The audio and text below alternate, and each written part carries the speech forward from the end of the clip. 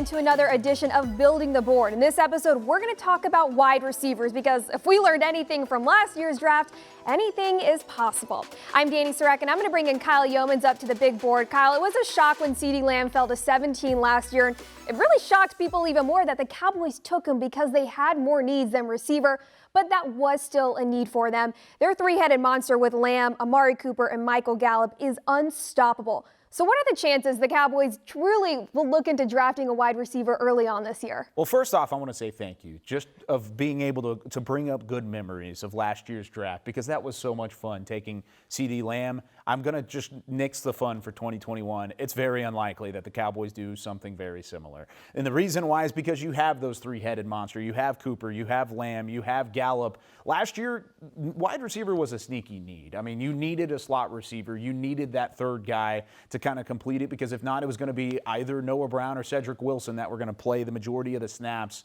on the offensive side of the football. It was a need. It wasn't a number one need. It wasn't a primary need. It was a secondary need. And of course, when a player that talented falls to you at pick 17, you're going to go ahead and select him. And of course, that's what the Cowboys ended up doing. So even though you have the big three again here in 2021, I think it's even less likely, especially with it being at 10 and with there being so many good primary need players that are going to be available. It is another impressive draft class for wide receivers this year. Who are some of those top prospects you like going in day one? Well, there were the big three last year, where it was Jerry Jeudy, CeeDee Lamb, Henry Ruggs III. You've got the big three again, and also two of them are also from Alabama. But it's Jamar Chase this year. Then you've got, of course, Jalen Waddle. You've got the Heisman Trophy winner and Devontae Smith, that are all up there. He's not even on this board, and that shows how good Rashad Bateman is out of Minnesota. There are lots of really, really good first-round prospects that are going to work their way into the draft. And then, I mean, even if you go down the list, it's a deep draft again at the wide receiver spot, because I ran out of note card to write all of the names down on who could be available throughout days 2 and 3. But day one, it's just as top-heavy as it ever has been. Well, if the note card is that big, we probably don't have time for all of the names, but who are some of those top names for days 2 and 3 that you like? All right, let me read it off here. Kadarius Toney out of Florida, Amari Rodgers out of Clemson, Seth Williams, Dwayne Eskridge, who's up on the board, Western Michigan, Jalen Darden, who's one of my favorites, isn't even on the board, Monra St. Brown out of USC. There are so many guys that are available, really, really good receivers, second round, third round, that are going to be starters year one in the NFL. And we saw just how easy it is for receivers to make an impact as a rookie. Of course, what CeeDee Lamb did, but look at Justin Jefferson in Minnesota, Chase Claypool in Pittsburgh. Those guys didn't go as the top three receivers. They were a little bit later on. Jefferson was still a first-round pick, Claypool a little bit later on, but they ended up being the top two receivers, at least as rookies in the NFL. CeeDee Lamb has a bright future. Jerry Jeudy, like I said as well. The receiver spot is in good hands, and it's even in better hands in 2021. We're going to bring in David Hellman now. Dave's going to give us a breakdown about Tylan Wallace out of Oklahoma State. Dave, what you got? Y'all, I got to be honest, talking about this receiver class this year bums me out. Because, I mean, I love the trio that's here in Dallas, but I want more. I want more great players, and it seems unlikely. So I made a compromise with myself. I'm looking for a guy the Cowboys can find, maybe day 2, maybe day 3, to bolster that depth chart. It's not going to happen in the first round, but trust me, there's plenty of talent. You mentioned it. Tylan Wallace from Fort Worth. Go Pokes, right up the road in Stillwater. This dude, he's gonna fall to like the third round, maybe even day 3 of the draft, and it's absolutely criminal. Put up 922 yards in a shortened season last year, had 50 yards in the first half of his bowl game, and was like, you know what? I think I'm good, guys. I think I'm ready to stop. Was a Biletnikoff finalist as a sophomore. He's the real deal, and again, I can't believe he's probably going to be like the 10th receiver drafted. Let's show you why. And I want to bring this up. I mentioned third round. Remember a guy named Michael Gallup was pick 81. Just tell me if this looks familiar to you at all. Getting off the press, being physical in his route. Not a burner, but he gets downfield and does stuff like that. I mean, Tylan Wallace is a 4 or 5 speed type of guy. He is not a burner, but he's going to go get the football, and he doesn't care what you do about it. Again, here, not beating the press, not a really impressive route. I just want to show you what he does after he gets the ball in his hand. Boop, safety, gone. Cornerback, get off me. You're going to need about 4 guys to bring me down. He is not easy to tackle. You think, again, Michael Gallup, a physical player. Again, I love what this guy does down the field. He's not going to get too far behind his coverage. It doesn't matter. Look at that back shoulder ball going up over his head, looking like Gallup did in the Giants game. Why do I keep referencing Michael Gallup? only got 1 year left on his contract, right? So what would be smart? Cowboys have a pick at 75. Cowboys had a pick at 99.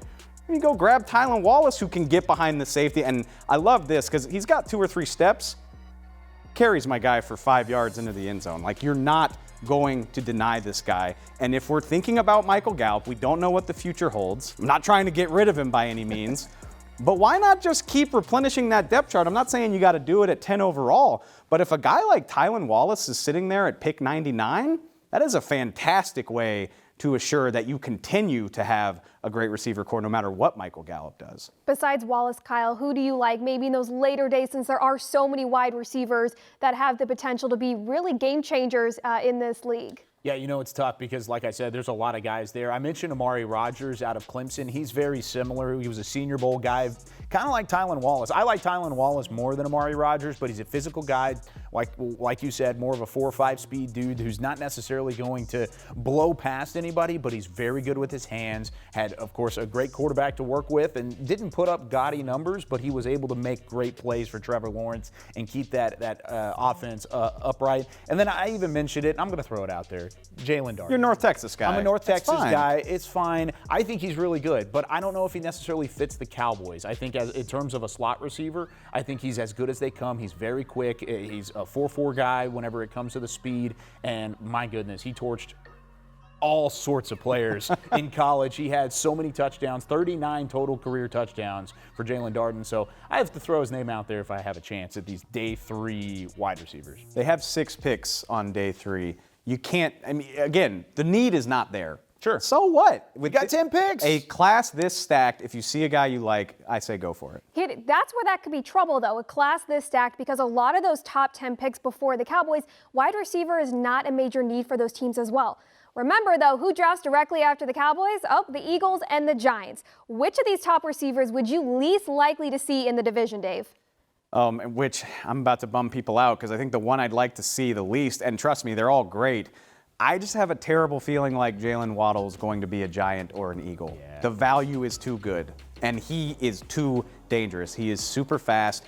He gets open like nobody I've ever seen. Like the way that he shakes guys. If he had played an entire season, you know, he broke his ankle against Tennessee last fall, missed the vast majority of Alabama's national title campaign. If he'd played the whole year, there's no way we would be talking about him even falling all the way down to number 12. And I'm just a little nervous that the Cowboys DBs are going to have to deal with him a lot in the coming years. And I also don't think that if Jalen Waddle plays an entire season, we're talking about Devontae Smith as a Heisman Trophy winner. That's a great why point. I have Waddle above Smith. I think Waddle is as good as they come, but I'm going with your guy.